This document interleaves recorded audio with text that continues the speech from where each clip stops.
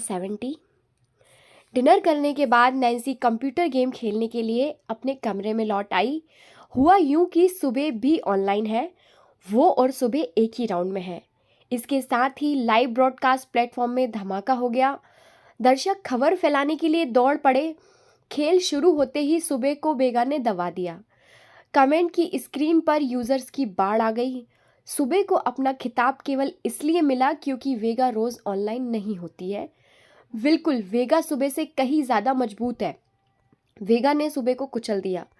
सुबह उस समय भड़क गए जब उसने उन आलोचनाओं को देखा जिन्होंने स्क्रीन पर खेलते हुए बाढ़ ला दी थी। किस्मत से उसके फैंस ने तुरंत वेगा पर हमला करना शुरू कर दिया। हाँ, मुझे लगता है कि वेगा और सुबह बराबर है। मैं मानता हूँ कि वेगा काफ़ी कैपेबल है, लेकिन एबिलिटी और प्रिंसिपल नहीं होना बेकार है। वो इतना कमाता है लेकिन अपने पैसों के साथ इतना कंजूस है। सही बात है, सुबह हर साल चैरिटी करता है। अकेले इस पॉइंट को देखते हुए सुबह वेगा के कंपैरिजन में बहुत बेकार है। कुणाल, जो दिन के दौरान नैन्सी के साथ लड़ा था, अब इसे बर्दाश्त नहीं कर सका। किसी को भी उसके आइडल का अपमान करने की इजाज़त नहीं है।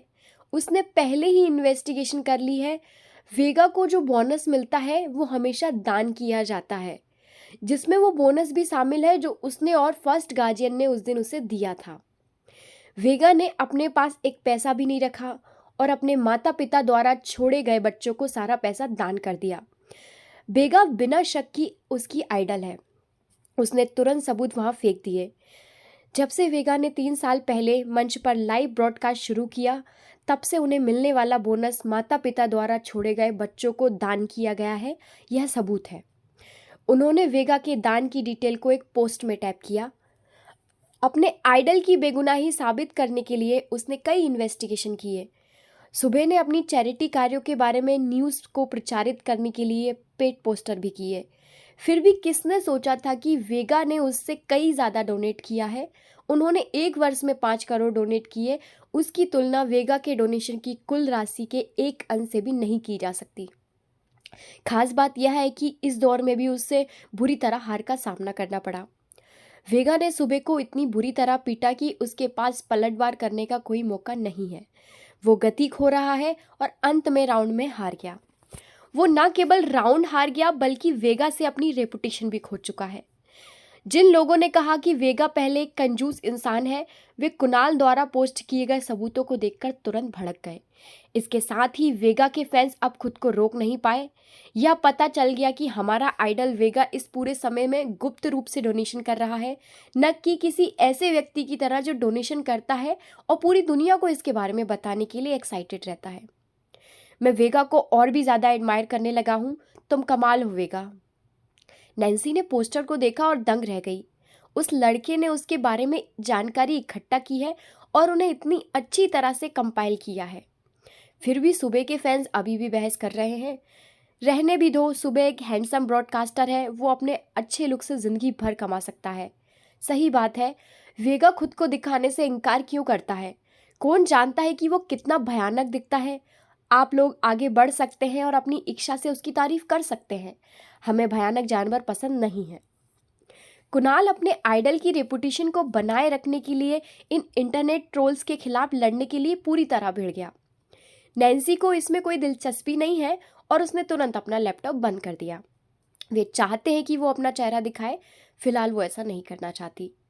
2 दिन बाद इंपीरियल में मिस्टर सुधीर ने ऑफिस में नैन्सी और वीर जल्दी पहुंचे।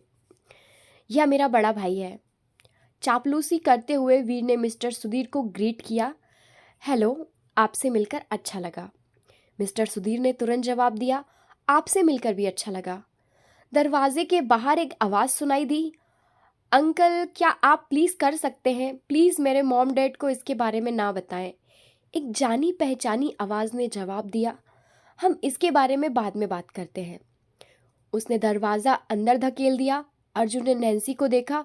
उसने अपनी आईब्रो उठाई और सोचा, उसके भतीजे की लड़ाई नैन्सी से हुई है। अर्जुन ने एक कस्टम मेड सूट पहना हुआ है जिसमें उसके कंधे चौड़े और उसकी कमर संकरी दिखाई दे रही है।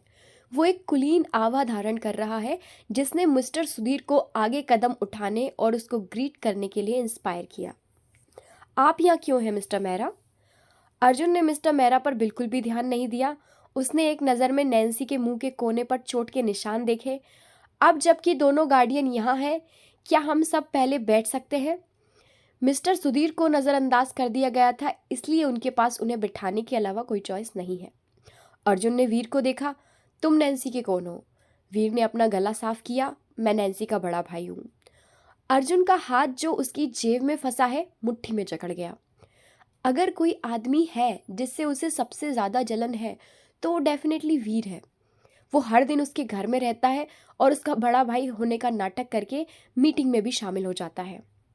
वीर ने अर्जुन को गहरी और इनडिफरेंट निगाहों पर ध्यान दिया।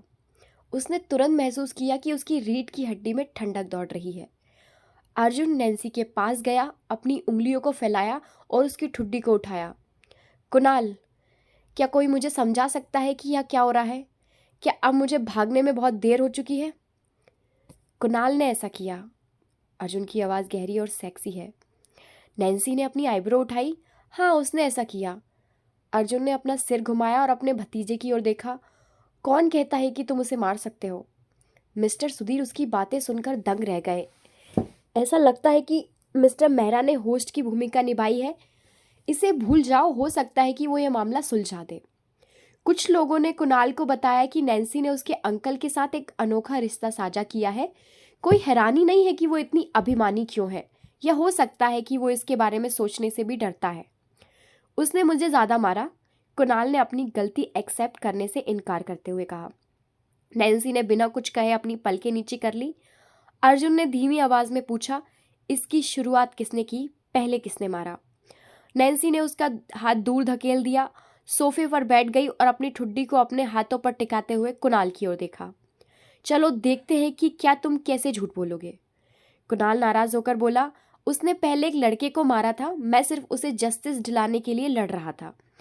अर्जुन ने अपना एक हाथ अपनी जेब में डाला और नैन्सी के पास खड़े होकर कोल्ड टोन में पूछा, तुम्हारे और उसके बीच किसने पहले लड़ाई की शुरुआत की है? कुणाल ने नैन्सी की ओर देखा और अपने दांत पीस लिए।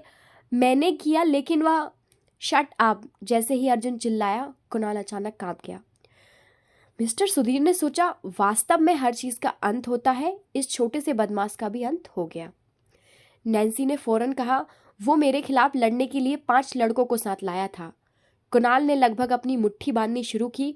धिक्कार है, वो अभी भी आग की लपेटों में घी डाल रही है।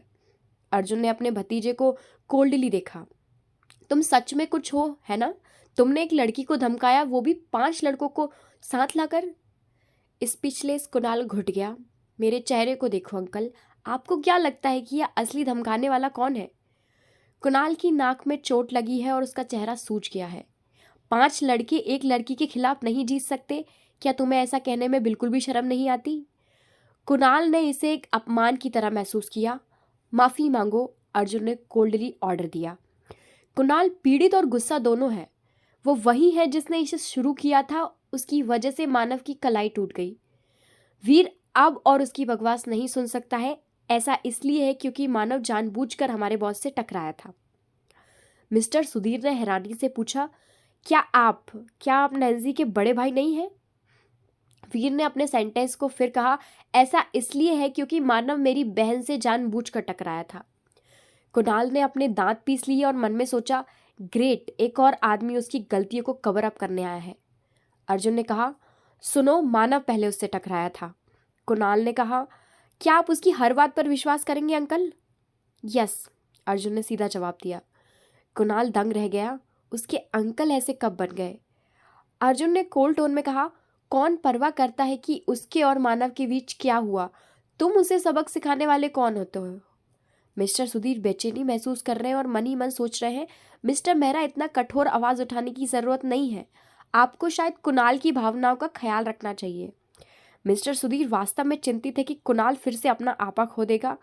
हालांकि लिटिल मेहरा ने हमेशा अर्जुन को सबसे ऊपर माना है, यहाँ तक कि उससे बात करने से भी डरता है। उससे माफी मांगो, अर्जुन ने फिर कोल्डली ऑर्डर दिया। ऑफिस के तापमान में कुछ डिग्री की गिरावट आई है। कुणाल बेहद बेचैन महसूस कर रहा है। उसकी बात ना मानने से बहुत डरता है। उसके पास नैन्सी से माफ़ी मांगने के अलावा कोई चारा नहीं है। I am sorry. दोस्तों आगे की स्टोरी के लिए चैनल को लाइक और सब्सक्राइब करना ना भूलें।